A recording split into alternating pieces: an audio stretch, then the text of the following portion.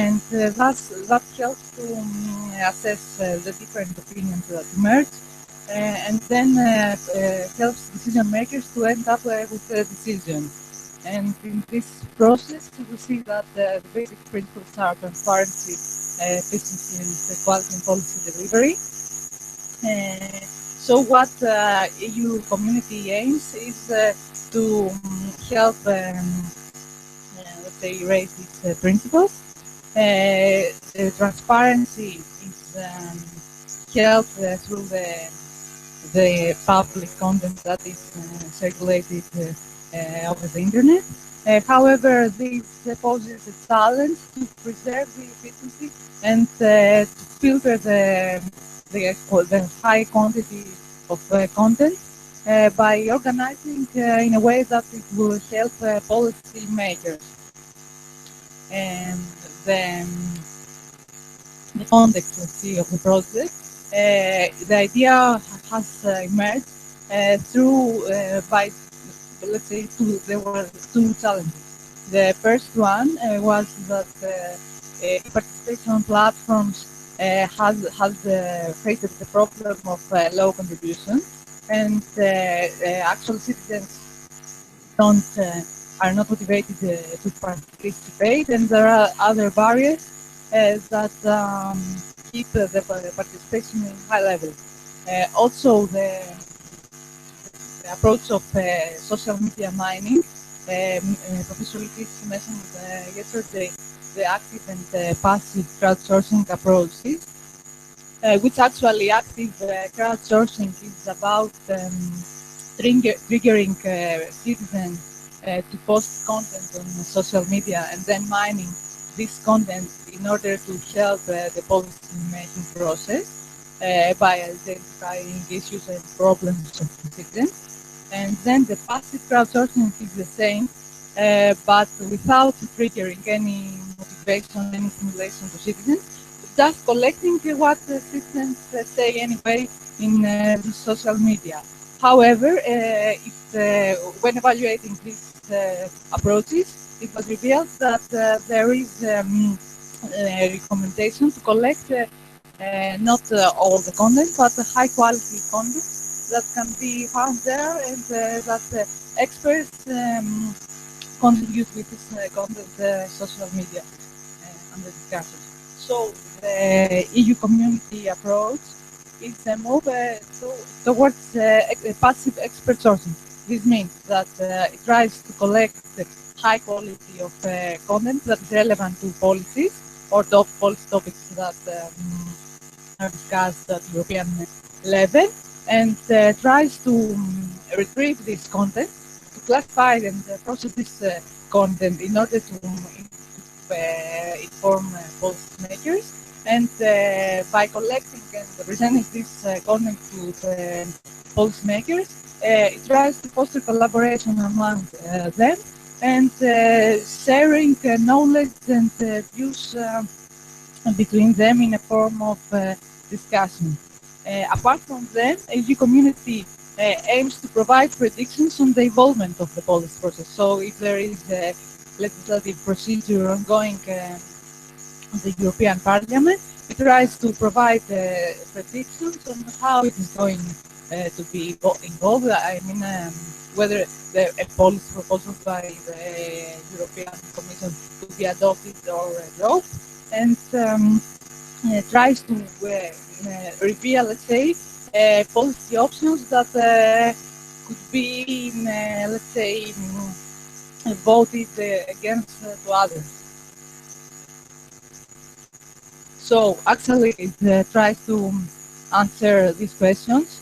It provides, it's addressed to people involved in the European policy process, and to help them identify who matters, who are the experts that influence the policy process, who have expertise on a specific topic, what they say through the collection of the content they post, which are the emerging topics, and which positions emerge in the documents collected.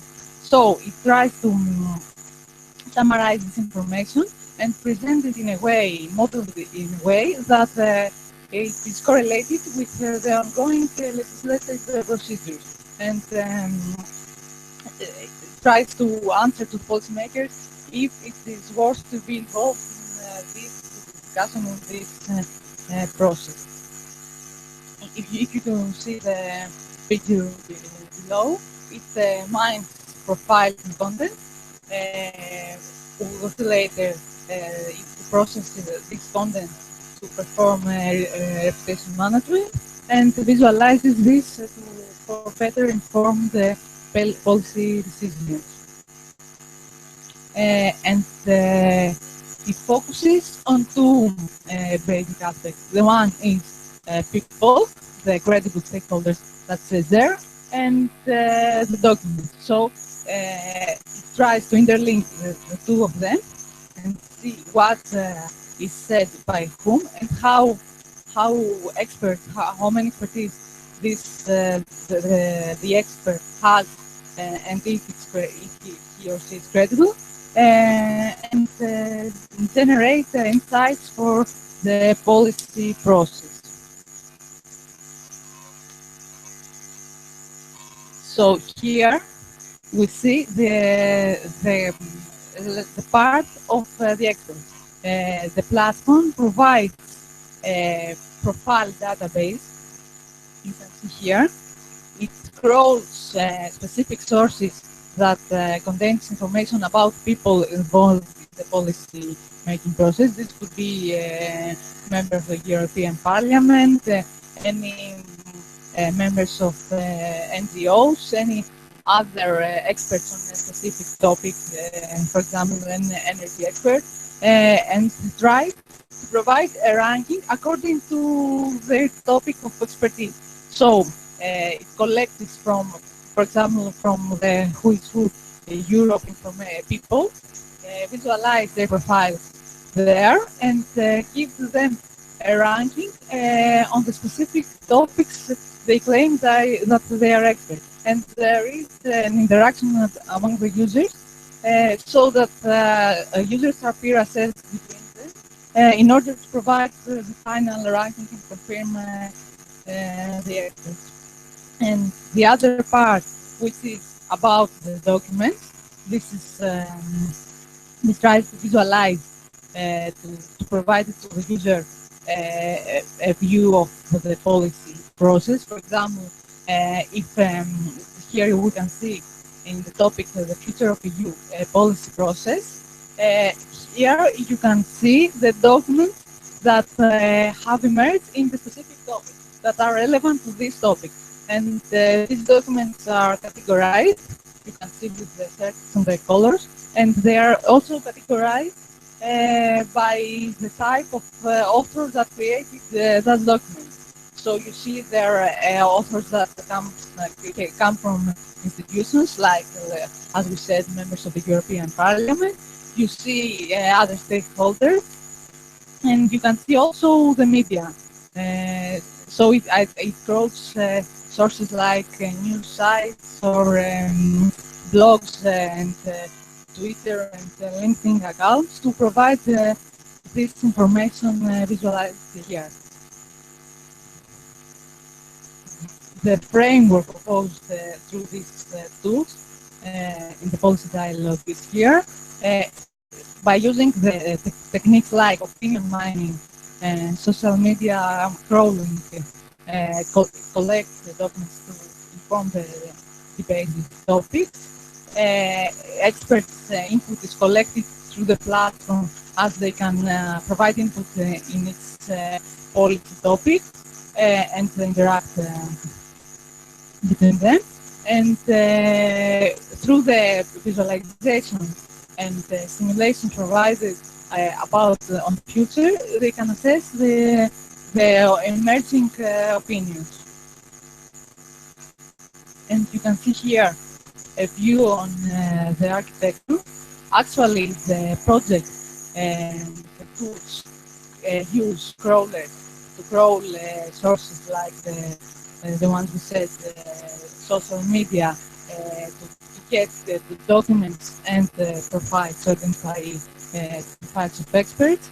They perform sentiment analysis in the documents to identify the polarity and the sensitivity of one document. So if the author is expressed positive or negative, they handle the profiles with the reputation management. So the reputation management is composed of 8 criteria that either are calculated online or offline. So maybe a user creates his profile, he says that claims expertise on some topics, and then other users like LinkedIn endorsements count and peer assess the other experts. Then the documents process the documents are processed to see if indeed the expert is relevant to this topic. And there are some other criteria like his past reputation. So each user ends up with a rating, and then there is a ranking in the platform that says in the Energy Union you have 40 experts. The first one, the most reputable and the most knowledgeable, is this person or the others. And then in the others, you can select other topics, more, subtopics, specifically see who is expert in the subtopics.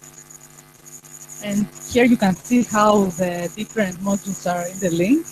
The crawler searches for profiles, searches for documents, associates documents with profiles, models this per topic, and performs the opinion mining,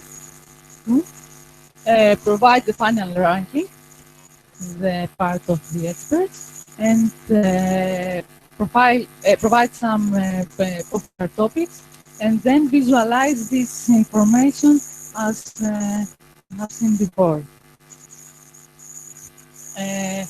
That is the application scenario. If you are an expert involved in the somehow in the policy making process, either the EU community platform has identified already your profile from LinkedIn or from Europa sites, and so you have either to activate if you are already an identified expert, either you can register and then the administrators need to confirm your registration. With an activated profile, a user can search for other experts. For example, if someone needs to collaborate an issue or to open a dialogue on a new topic, searches for experts on energy. The user can also rate the other users, as we said before, and then on this topic find relevant documents that have been crawled from the blogs, from the social media sites, and news sites, and the RSS feeds, and so on.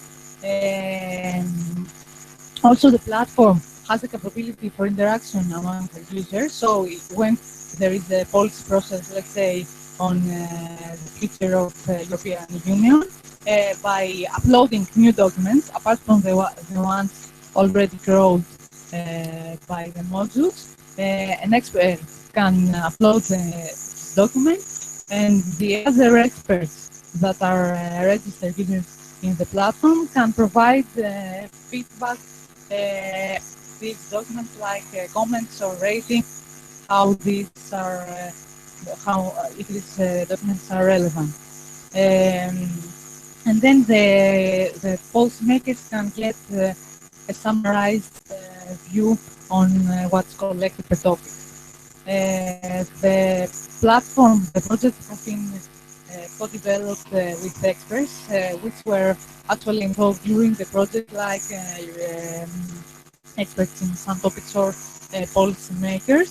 So they help us both in the requirements collection phase and in the pilots. You will see later how they have been involved. So the expected impact is the improved take-up of policy-making tools for faster crowdsourcing, as we said, the validation of the potential impact in the three pilot scenarios, productivity gains for the user as they can have in one place all this information circulated via the internet, and increase the take-up of open and public data. The three pilot applications of the project, now we are in the piloting phase, are on energy union, innovation and entrepreneurship, and the future of the EU. So we have both with experts to create some policy processes in these topics, to have ranking of experts in these three topics and their subtopics, and in order to demonstrate the proof of concept of the project. And what we try to do is to find some critical topics that are now in the discussion at the European level, like the energy union policy that has been implemented, Brexit, or the initiative of the digital single market. You can see here a screenshot of the information provided on a document crawled about the Brexit, and you can see above that this is modeled in steps. I mean, it's now we're in phase after the Brexit Remain campaign, and this is visualized. The documents I forgot to mention before are visualized over time, so you can see how it's depicted, how the policy process and the debate is evolving.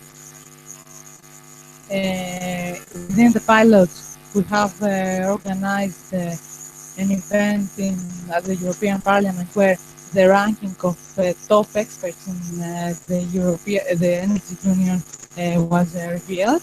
So actually, the experts were there validating this ranking revealed. And another event with the ranking on the energy efficiency topic as subtopic of the Energy Union, where lots of experts participated. Next steps, as I said, we are in the piloting phase, so we are evaluating the tools, and the final fixes are going to take place. Other pilot events will be organized on the other topics apart from energy, and we have also organized a small pilot with Greek members of the European Parliament, actually with 4 members of the European Parliament. That's it. We will have also, you can visit the platform here, from the link here, to experiment with it. There will also be a workshop on Thursday, so there will be a demonstration of the platform there, so if anybody apart from the students of the Samos Institute, you can join. Thank you.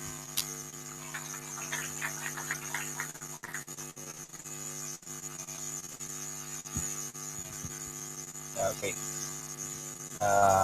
Do you have any insights about the, because it's a hot matter, it's a hot issue, the Brexit Remain? Yeah.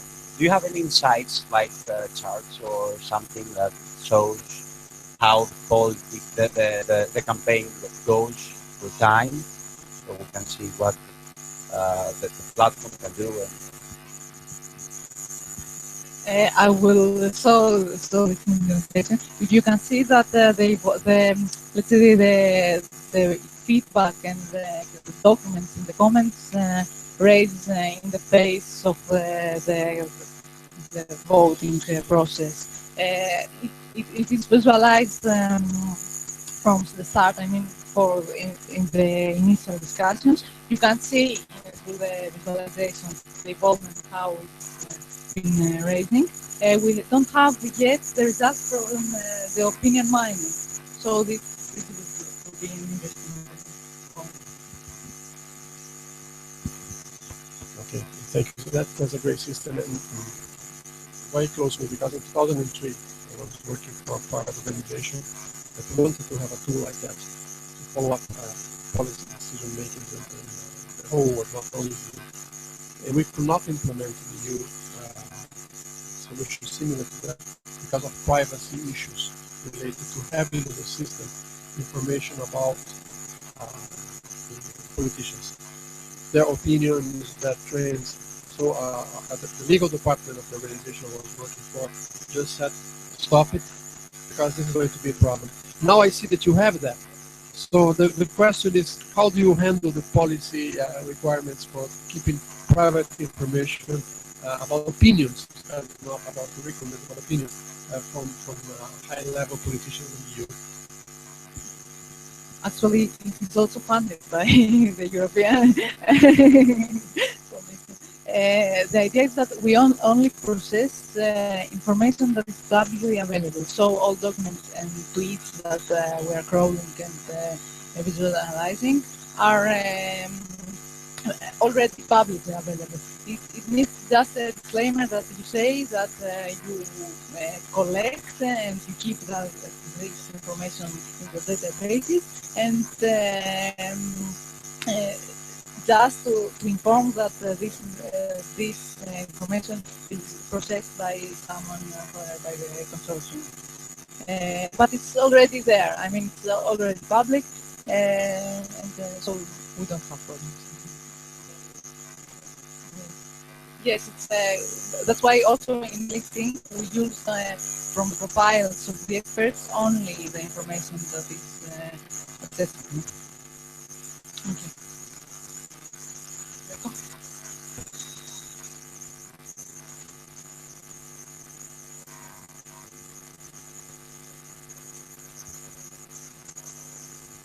Thank you. Yeah.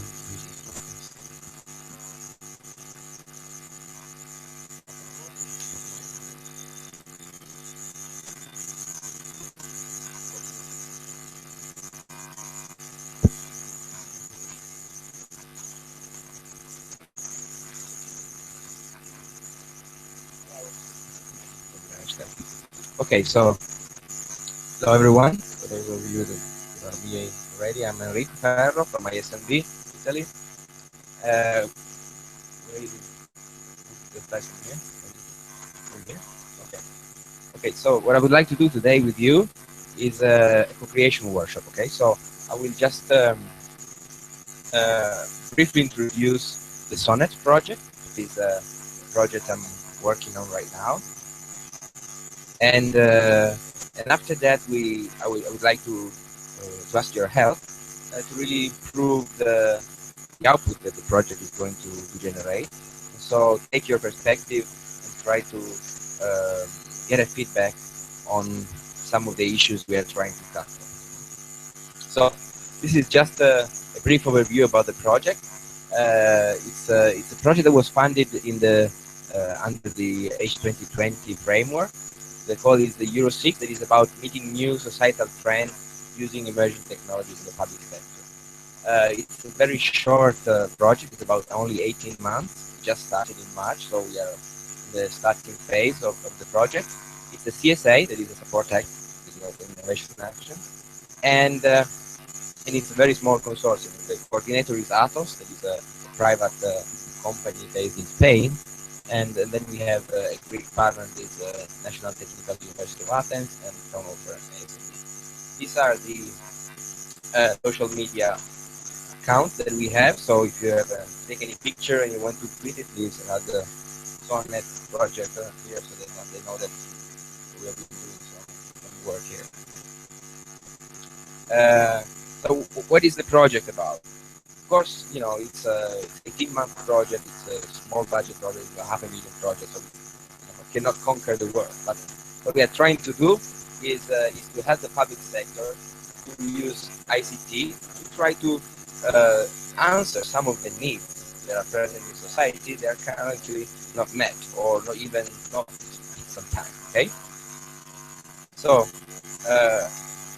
what we are trying to generate at the end of the project is two things. First of all, a snapshot of what the society is today and what the needs present in society, and also a method that will help the public sector to repeat this exercise in the future in order to make sure that the way in which they stir their innovation activities is to some extent aligned with the need present in society. Of course, we are doing this in a participatory way because we don't have the budget to do a lot of primary research. We want to some extent, we want to include as many stakeholders as possible. So we are trying to discuss these issues with researchers, with the ICT industry, with people from academia, civil society, public servants, and policymakers. So we are really trying. Also, as a CSA, we have also some sort of obligation to try to generate some sort of a common awareness among different stakeholders. So this is more or less how we organize the project. It's going to go through 3 phases. The first phase, in which we are going where we are now, in which we are going to identify the need present in society, in society, citizens, public administration, and enterprises. And we are going to use desk research, focus groups. We have conducted about 40 face-to-face interviews with the privileged informants. This workshop is going to be also a collection activity when we try to capture your insights about the needs of the society. Then there is a second phase in which we are going to validate what we are going with the data we collected. We are going to generate some gap analysis, and the final phase of the project in which we're going to do some road mapping and drawing some recommendations for implementation. This is a process that is going to take place in 18 months, so we really have to keep our eyes on the watch because every week counts, and it's been pretty tough to really run after the schedule. So what is the problem? The problem, of course, is very complex and difficult to be summarized in only a few minutes. But basically, on the one hand, we have people, and when I mean people, I mean also enterprises are made of people, also public administration people, that they are experiencing some sort of paradigm shift. Right? Society is changing. It's no longer what it used to be, but it's still not clear what it's going to be.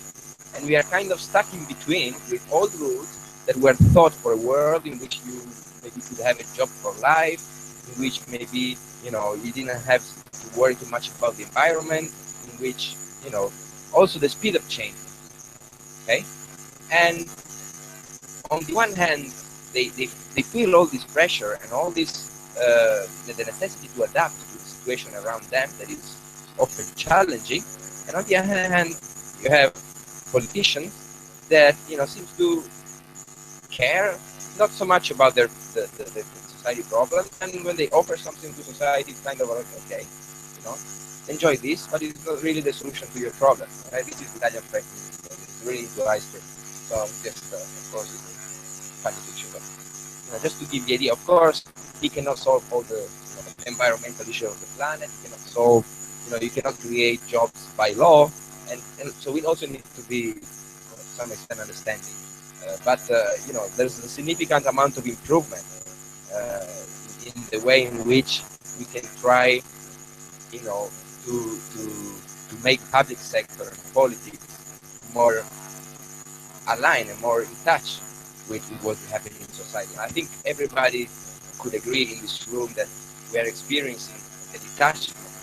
Really, sometimes it seems like they live on a different planet. They don't realize, they don't really experiencing the problems that society is facing. And for example, we've seen this in the latest elections in Italy, in which the movements that are really listening to what's going on and the peripheries and to the people that are really living in difficult situations, are really, gaining uh, power in countries. Okay, so we need to kind of reconnect the two aspects in our society.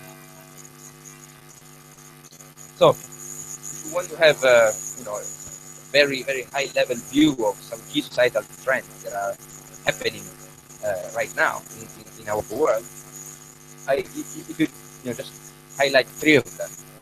You can say, okay, we have less money, we have less money available. This is maybe not true for everybody, but it's true for a large amount of people around the world. And of course, I see the world as some sort of a body with some sort of an immune system. So the immune system of the world are already starting fighting for some solutions. Okay, so we see the sharing economy popping up. What is sharing economy? Sharing economy is about asset utilization. We have very low levels of asset utilization. So say, okay, guys, we need to understand that sharing is a value multiplier. Okay, you use the same amount of natural resources, and you can generate for value for much more many people. Okay, or you have the fact that there are less resources available for the public sector. It means that the public sector is starting to understand that it cannot solve all the social problems. We need to rely on the private sector. The private sector say, okay, we should not only focus on profit. We should try to really do our part as a stakeholder in the economy. And then you see the birth of social innovation, big corporation. Now we are talking about impact investment.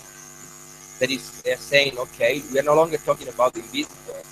On top of talking about the visible hand of the market, we are also talking about the invisible heart of the market. So I think we can really see some changes that of course are very slow, but if you connect all the dots, you can see that there is something really significant to change. And if you look at environmental emergency, you can see now a big push, at least from the European Commission, and also more sensitivity in the market about circular economy, so shifting from a linear type of economy to a more circular one. And then you have frugal innovation. That's very interesting trend. And finally, you also have some opportunities. That is, okay, we have democratization of technology. We managed to put technologies almost in the hands of everyone. What does this mean? This enables a number of ways in which you generate innovation, in which you organize your task and your activity, in which you shift the way in which you produce things. Okay, so all these are changes that are happening in our world, and these are somehow some solutions or some responses that are emerging. Okay, so this is just to give you an overall baseline for having a shared view. Sure. Go on.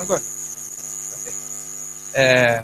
Okay. So what can ICT do in all this? Okay, because it's about trying to societal challenges in ICT. Okay, this is not something that comes out of the project. This is some sort of framework that I developed a couple of years ago.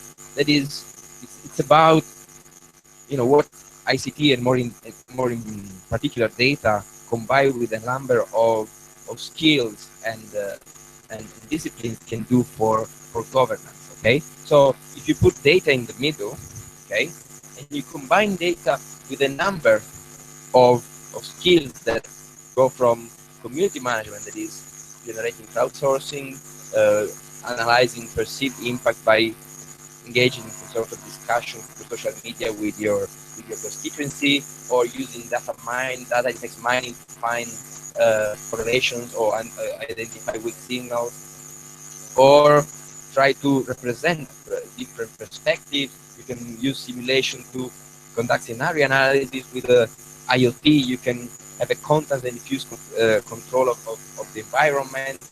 You may have shorter reaction times. All this, I mean, in a sentence, if you could say, okay, what is the role of ICT in governance? I would say is to raise the awareness of the decision making. ICT, if and when I mean ICT, I mean data combined with a lot of knowledge and disciplines and skills coming from different disciplines, can really boost the awareness of the decision makers in terms of understanding the existing situation. It's about understanding how needs evolve. Because if you don't understand what is the problem you're trying to solve, if you don't understand how it is evolving over time, how can you ever pass a policy that makes sense? And of course, you can increase the social ROI and may generate some more effective change management. Because also the problem is, okay, maybe sometimes we do have some ideas about the solution, but the problem is how do we enforce them? How do we make change happen in society? So you really also need to align the vision of thousands of people. Think about the environmental emergency. Environmental emergency is about really aligning the choices of millions of people. And you cannot just do that by law.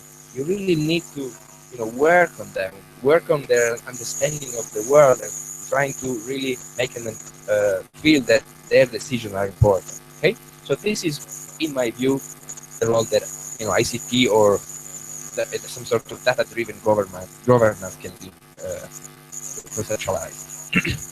Okay, now I need you. Okay, so what are we going to do now?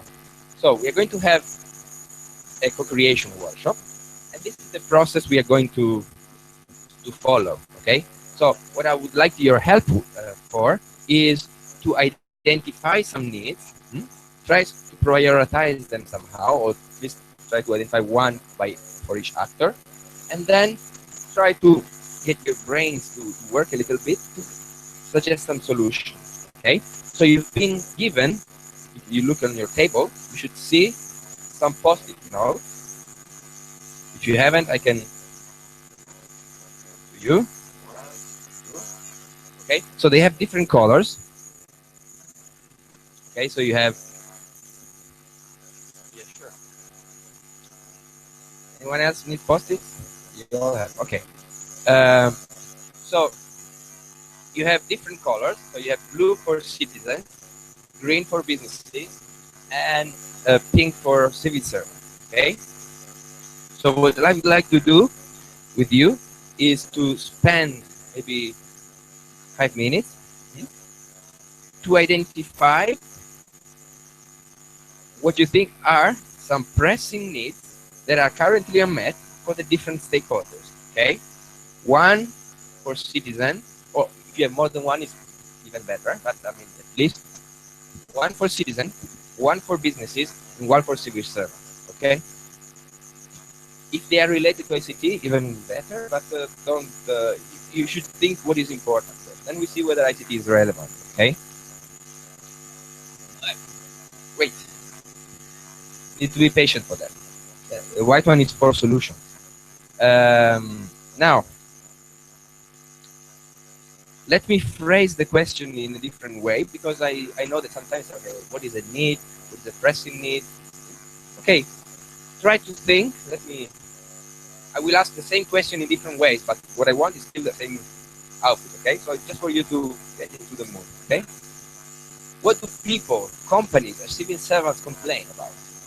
Because usually when you have a need, it's something that generates frustration. It's something people complain about, okay? So think about, when you are at the coffee machine, maybe. Think about when you are with your friends, if you engage with public sector, or maybe you have a relative that is working in the public sector, or maybe you've done some work there, or you've tried to set up your own company and you really run into some issues. Try to think about that, and what are you complaining? What are other people complaining? And this could be a source of inspiration. And in a different way about asking the same question is, okay, let's say you are the mayor of your city, or let's say you are the prime minister of your country. What would be the first two issues you would try to tackle? Say, I will give you power. Okay, because people say, we want power, we want power. Okay, yeah, I give you power. Let's pretend, let's run a role-playing game, okay? And you're gonna have power, okay? And you have the choice to do one or two things. What are the issues that you're going to tackle first? Okay, So I will give you 5 minutes to think, and then we will start sharing what comes out. Okay? If you have any questions or yeah, that's for solutions. Keep it for later. Okay?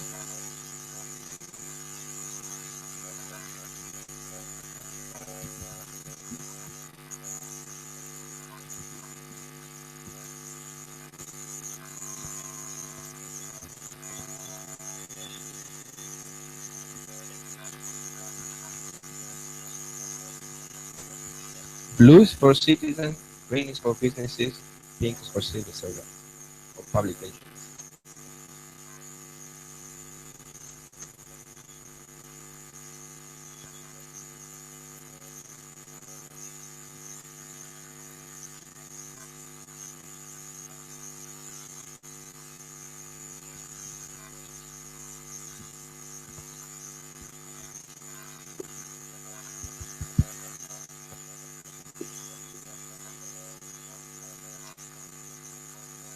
No. You can do whatever you want.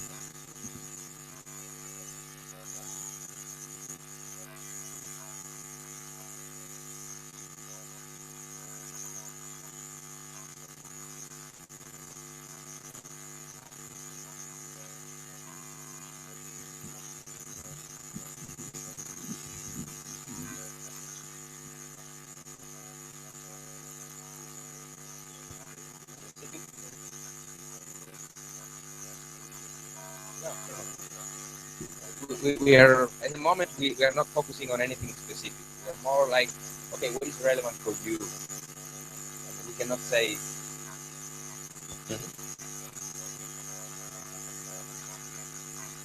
Okay, you bring your own context with you. I know you have people from US, people from other places, but still, if you can, if you have a view on Europe, you can use that. Otherwise, you use your own context. Okay, this is not supposed to be statistically representative anyway, so it's fine. We just need ideas.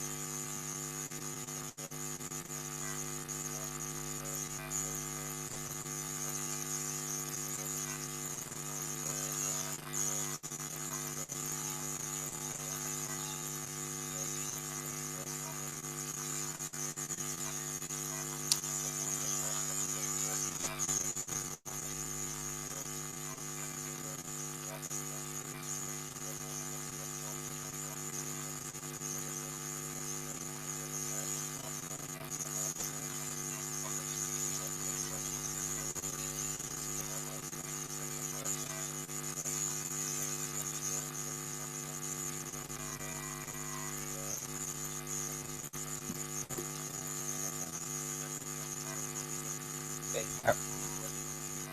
Yeah, correct.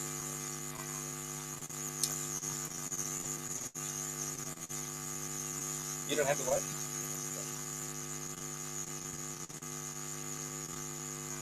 Okay, maybe even more than one. Should I go like one? And I look. Do you want to join the workshop?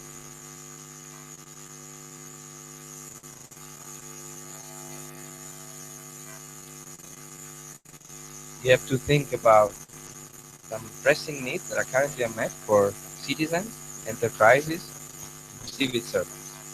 One, the green ones are businesses, the blue ones are citizens, and the pink ones are civil servants.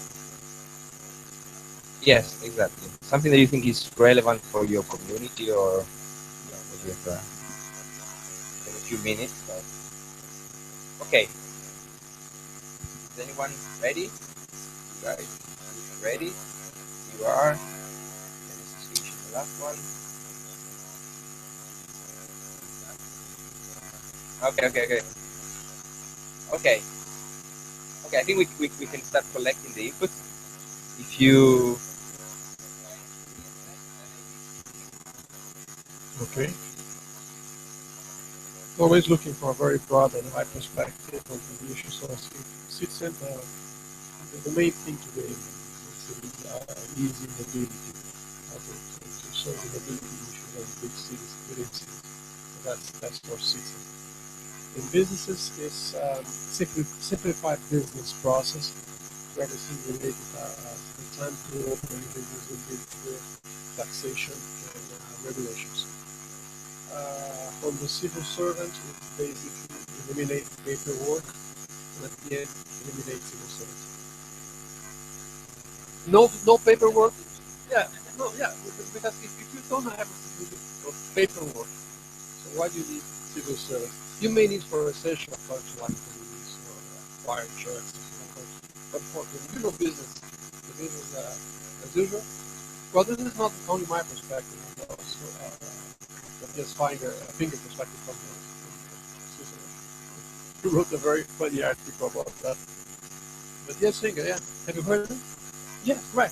But yes, is there a place for government in government? It's a famous article.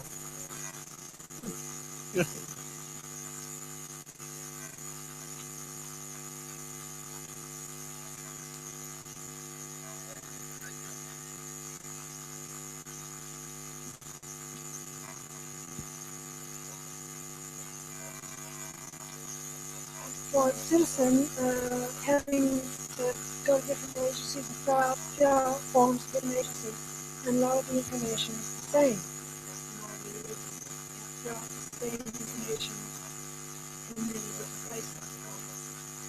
With each of those areas, you can fill out, they would have all the information. You wouldn't have to fill out different forms in different agencies. And they would already know. Businesses keeping up with regulations. To serve having sufficient resources to cover all the programs. For example, in the United States, in the street lights, many people, most cities are upgrading to LED lights. And at the same time, it would be very good if they would also install, implement network control. However, that takes additional investment, and they don't have it. It would save the money in the long run, but at the moment they don't have the money to do that.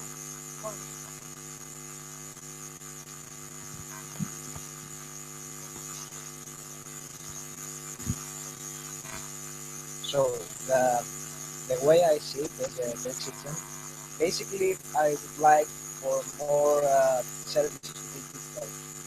For example, I don't want to go to public agencies to receive service applications.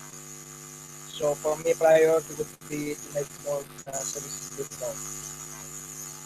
As far as businesses are related, well, I guess they would want more business-related transactions to be amplified, such as tax declaration, maybe, or founding a new business. And for civil servants, it should be quite the same as citizens.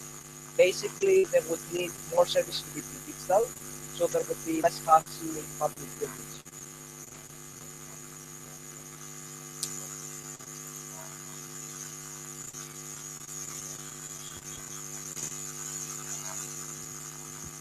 Okay, for citizens, I try to be different here from the other side.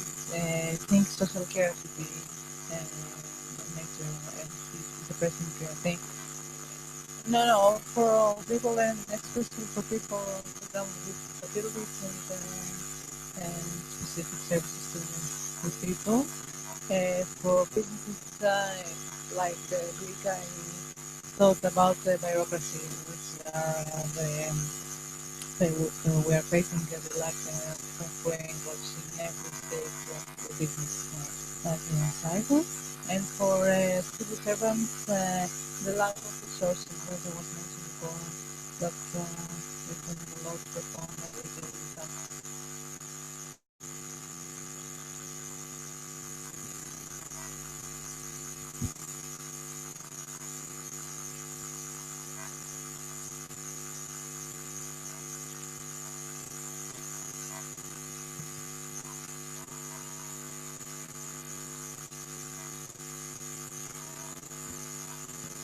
For citizens, I wrote down faster processes, both local government organizations, but also on national level, and insight into how the government works. For the business perspective, I wrote down easy insight in the regulations that a company should comply with. And for the civil service perspective, easy to use tools to monitor citizens to find out whether civil service are really doing this.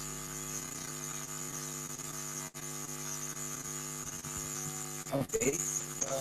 I have two for each one. So, okay. Uh,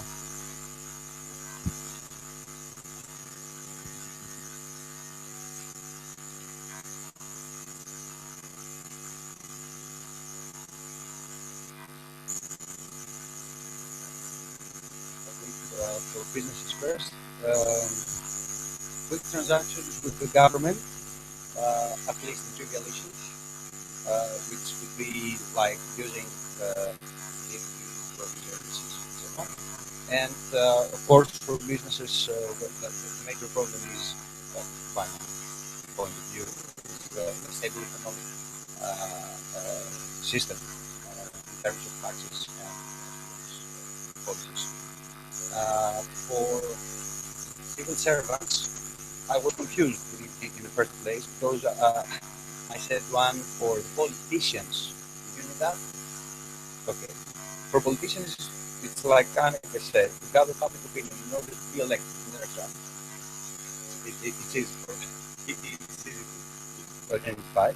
And for civil servants, when I think a bit more, it's a more efficient transactions. It's the same with businesses. More efficient transactions in but GDP level and flexible decision-making processes. And for citizen, I will start with quality of life, but we have to be careful on that because in different states, this term could have a different meaning. And of course, creating jobs constantly.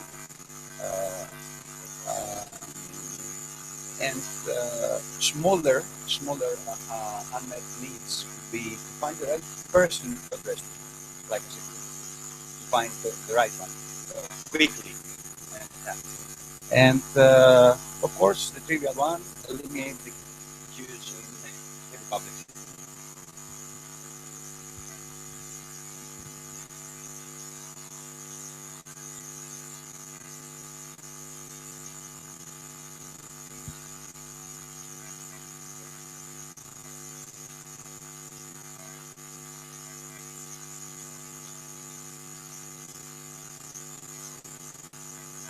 So I will start with business.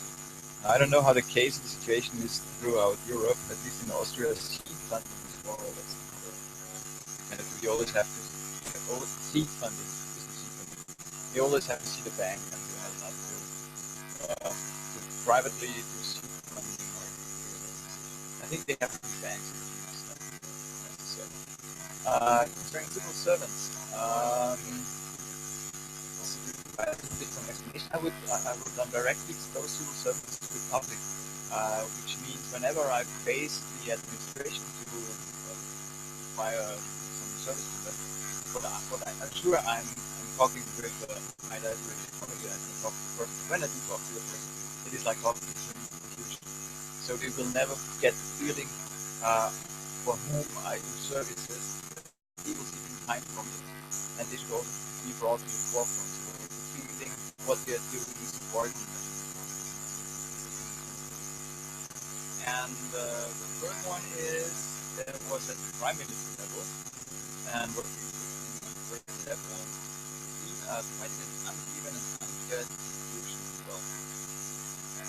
Not even but uneven.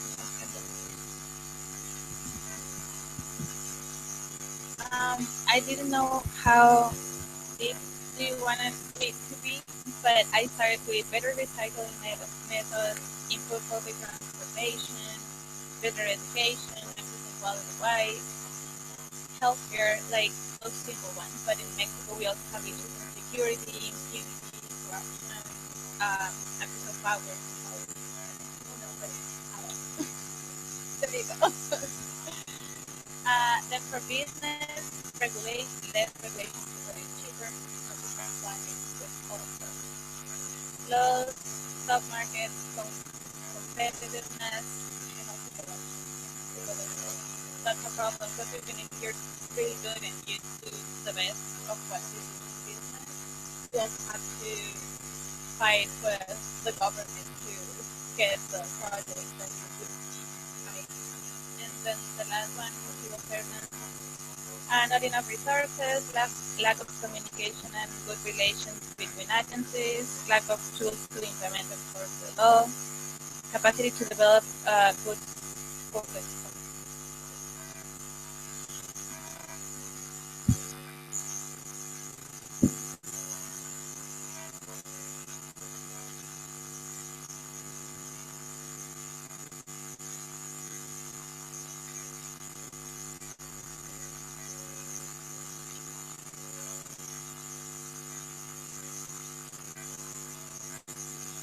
Okay. Now, for citizens, I've chosen the ancient Athens introduction. So, democratic participation, the ability to be trained, or to be trained to express opinion then, and then vote on practically direct votes.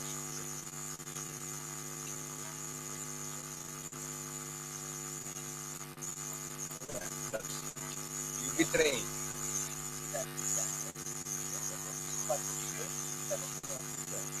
No, the trained ones.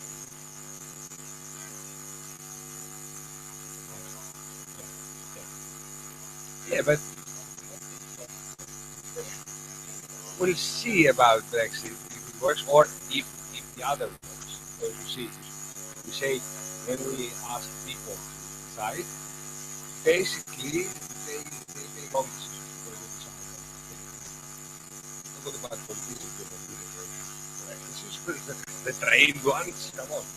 Okay, second, businesses. Now, it's about the ability to find market-related data. So having data for market in order to scope production and sales. So that's something that we can help you on that.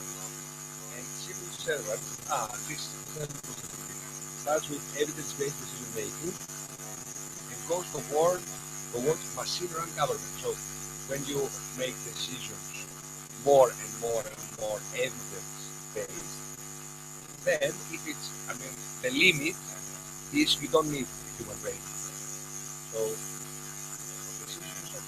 So then machines. No, the widest. Yeah. The problem is we want the government to take evidence-based decision making.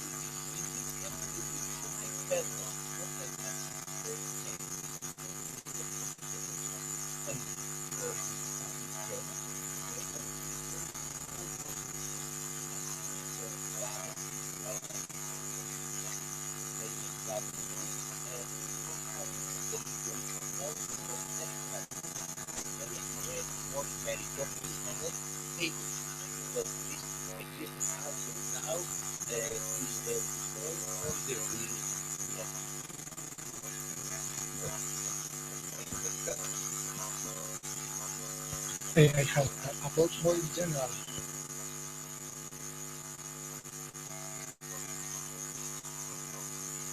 And things of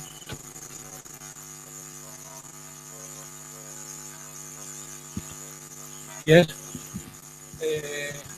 as the business matters, I think that we must find out ways of the lack of buying power we generate this,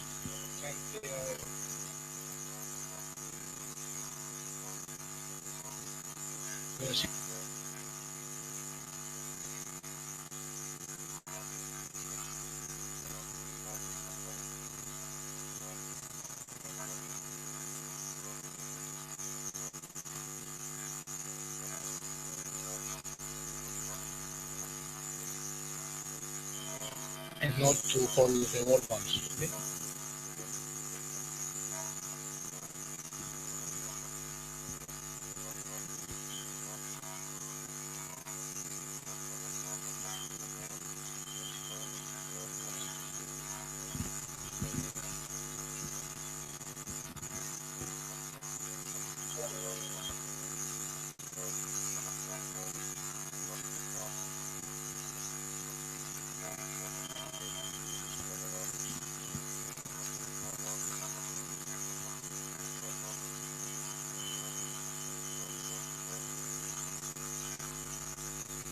For the citizens, I think that for the citizens, they need quick and easy access to information. There are many changes to taxes, so they have to be informed. And people want limited bureaucracy. The same applies to businesses as well. And also for the civil servants, I think that they want to have services that contain information which is structured, organized, meaningful, so that they can handle data, because there are many different services, but as the previous speaker said, they need to be interoperable with each other and community.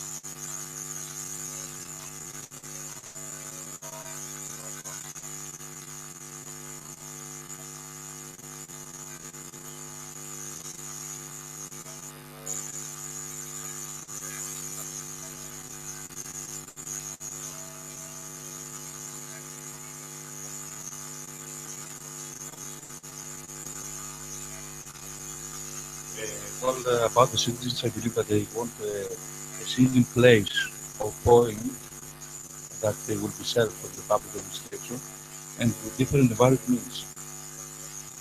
And they want accountability from the politicians. Accountability, yes, from politicians. About the business, I think they want a steady economic environment so they can work and financial businesses, and also fewer and simpler laws. And about civil servants, I believe that they want a reliable evaluation of their work, continuous education, and decent and appropriate wages.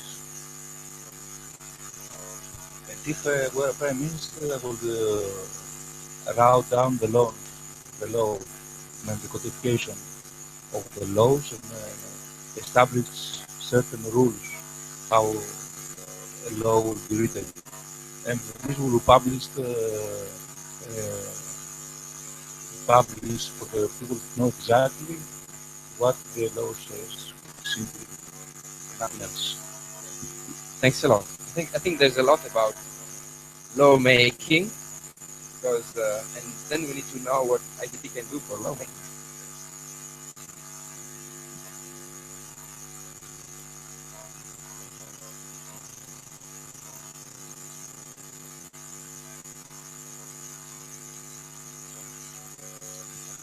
Okay, first of all, thank you a lot for your contribution. As you see, we have a very colorful picture, and I think there is also many different perspectives. So now, what I originally thought we could do now is to try to prioritize what we've came up with, voting. So it's not going to be as easy as I thought, I guess, because I mean, I can see a really big cluster about bureaucracy and regulations and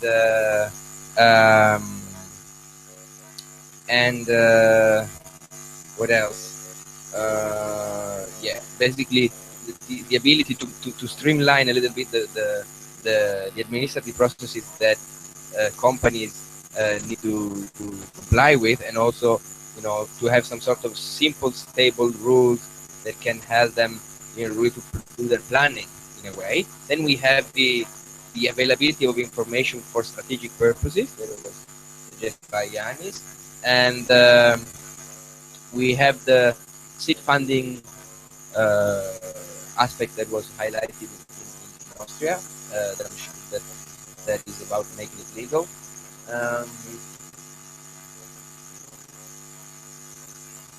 Yeah, I think this more or less it for businesses. Okay. Now, what do we try to do? Okay, let's try to summarize it. I would say into three possible options. Okay, one is about okay. Let's say that we cannot do much about stabilizing the economy. I mean, the economy is kind of going up and down, and we kind of need to be more like windsurfers rather than submarines. So let's try to vote between a first need that has to do with simplification, with reduction of bureaucracy, with stability of rules. Then we have a block that has to do with the ability to get information for strategic planning, and we have a block that has to do with access to funding, and let's say let's also put the purchasing power close to it. Okay, so now you have one vote for this.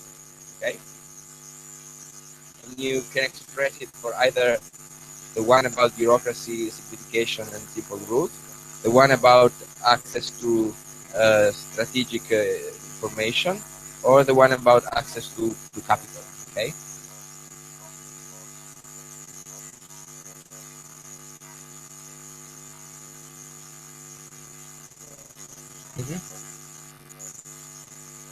Let's look actor by actor for the moment. Otherwise, it gets too complex. Okay.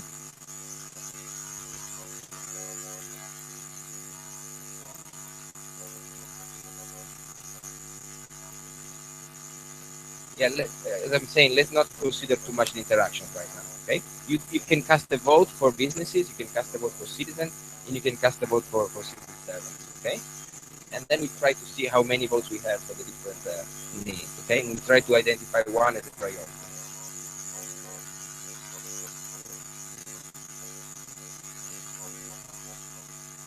yeah, if you can split your brain, it's probably obviously from the perspective of businesses, okay, not of your own perspective, but sometimes it's a guesswork, so it's not easy to do. Okay, so let's go for a vote on bureaucracy reduction of complexity and low simplification. How many votes? Okay, I guess we have the priority. Market-related data and for strategic planning, at least 2. Okay, did you vote already? Ah. Okay, then we have the. Okay, I think we have the priority. Okay, so let's stick on that and let's start your brain work on some possible solutions. Then we move to citizens. Okay, and in citizens we have something that has to do with about transparency, something that has to do with about employment and let's say continuous education. We have something that has to do with mobility, digitalization, and even an unfair distribution of wealth. And here we have too many to yeah, we have okay, maybe we can get some transparency and single point of contact, okay, for citizens together, okay. So we're gonna have one vote for transparency and single point of contact, okay, and maybe simplification here. Then we have a vote for mobility. Okay, let's make this all together, okay, so it's easier. So we have digitalization, transparency, one single point of contact together. We have mobility. We have unemployment and continuous education. We have social care, and this is, I think, is about also eliminating queues. Okay, and then okay, let's say okay. So we have 3 votes. Okay, one is about, in general, some sort of digitalization that is aimed at transparency, having one single point of contact, eliminating queues. One is about unemployment and uneven and unfair distribution of wealth. And maybe we'll put it social care together with that. And then it's more about mobility. Okay, there's one about simplifying mobility in cities. Okay, so we have 3 votes. The first one is about digitalization, transparency, the elimination of queues, and having a single point of contact for government. 1, 2, 3. Okay, 4, 7. Okay, so we have 7 here. Okay, then we have unemployment, continuing education, uneven and unfair distribution of wealth, and social care. 5. And then we have easy mobility. Easy mobility. 1. No, you voted already. Okay. Okay. Okay. So I think we have the first one. Now we can say here, we can tell we are a biased sample because we are ICT guys. Okay. Okay. So this is the citizen one, and for the civil servants, we have one block that is about interoperability and collaboration between organizations. One is about lack of resources. One is about generating some professionalism, promoting merit, and the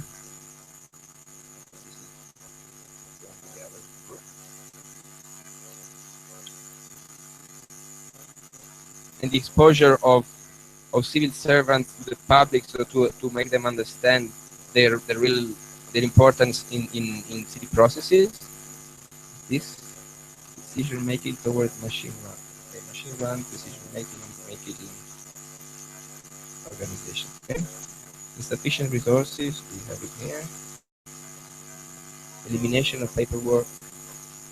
make it here. Okay, so we have three clusters. Okay, one is about, let's say, the complementary to this digitalization of activities within the public sector that allow G2G collaboration, that allow to share information, to simplify the processes.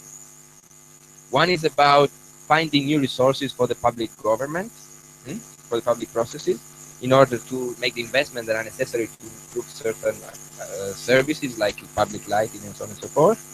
And here you have a more like organizational culture, having more professionalism, having promoting merit, and really putting civil servants back at the center of the management of city processes. Okay, so three votes.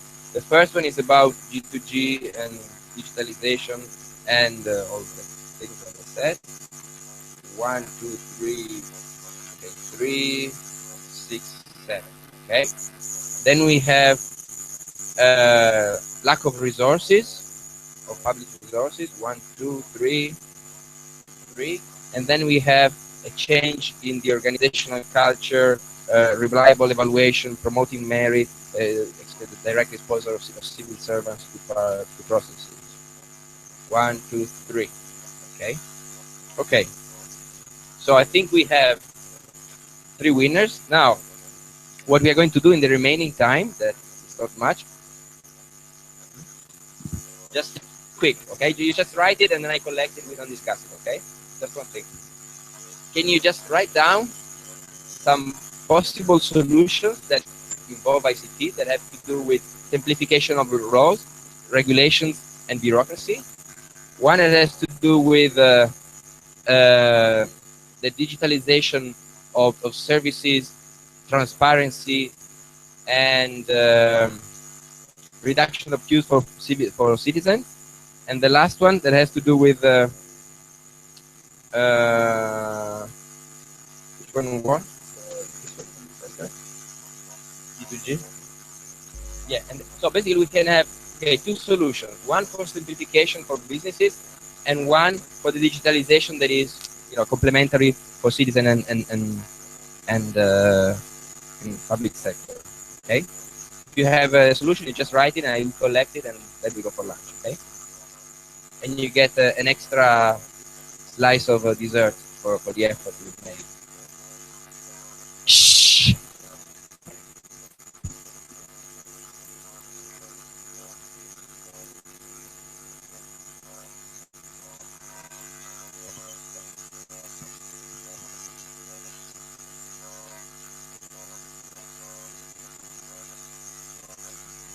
Stick to the open government partnership rules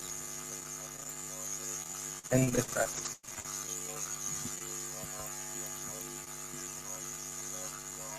One for government.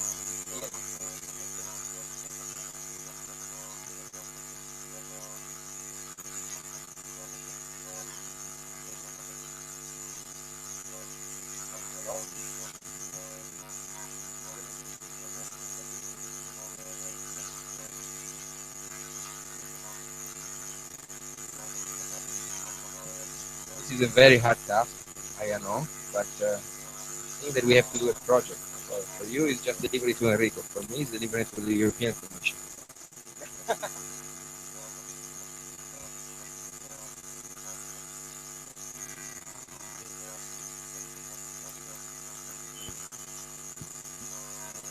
Yanis, you're gonna be liable if the result is not good.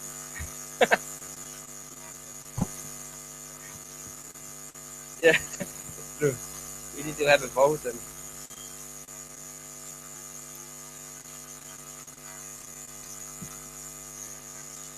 things always take longer than you expect.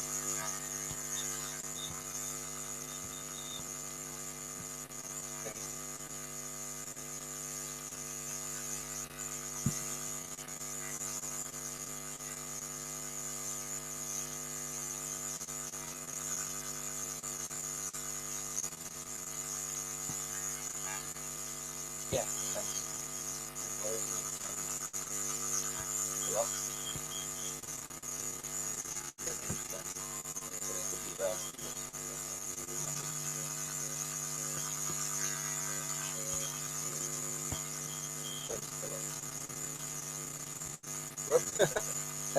Okay, guys, let me just thank you very much for your contribution. It's been very fruitful, and